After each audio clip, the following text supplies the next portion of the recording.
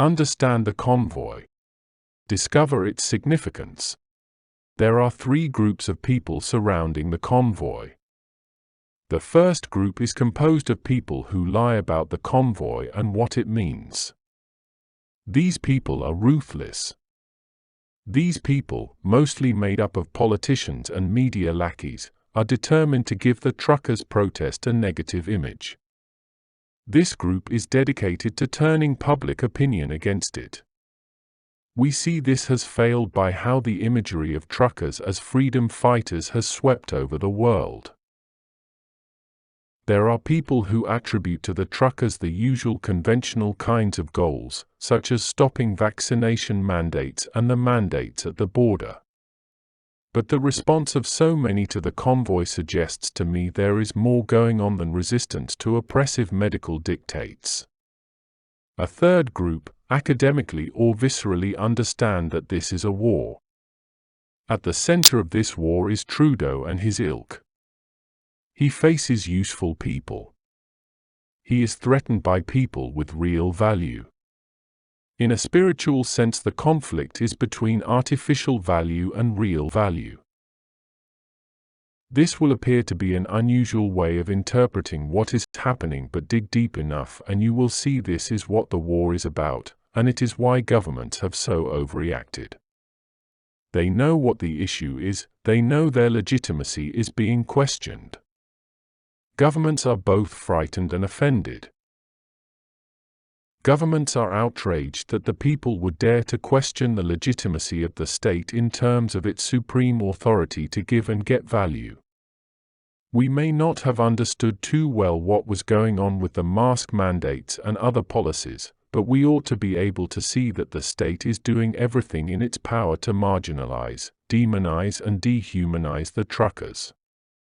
If truckers were a product in a store, they would be in the discount bin marked 80% off. This metaphor is very instructive. The state is in its understanding, the shop owner. We are the product line of the store. We have value only in so far as we produce value for the store owner. We have no intrinsic value, we have no intrinsic worth. If we wish to occupy shelf space, we had better generate profits. But it is not money that the state wants. The state is not part of our market or the conventional market of goods and services. The market of the state is negotiability. The state is a dealer in identities or negotiable instruments. No doubt you think this could not be true. Autocracies and dictators command. They order people around. They do not negotiate. This may seem true, and it is what they may aspire to. But the state finds its power through negotiation. To begin with, the mere fact that we are negotiating with the state means we have accepted the power of the state and its right to negotiate with us. A trucker that is a trucker because of negotiation can be told they are no longer a trucker if they do not negotiate a reversal of a present activity. The negotiation is not conducted with an aim to achieve a particular end, the negotiation legitimizes the state. The truckers, however, are starting to understand their value does not come from the state and they have no need to negotiate with the state. The state does not approve of the blockade and occupation because already this has attacked the state's negotiable position. The state wants the protester to assume a position of negotiation. They want the protester to come with a petition or even a mob representing a position. This can be negotiated. This is the difference between the native blockade of Canada's rail lines and the truckers' blockade of Ambassador Bridge. The native blockade was never anything more than a negotiated position.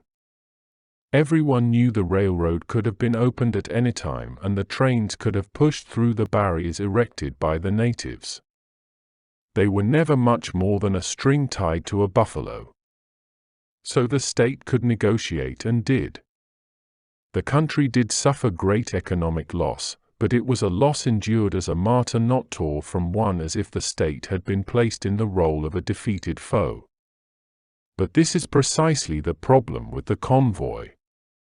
It has assumed a non-negotiable position, and it is imposing losses that are real and not recoverable without the capitulation of the state.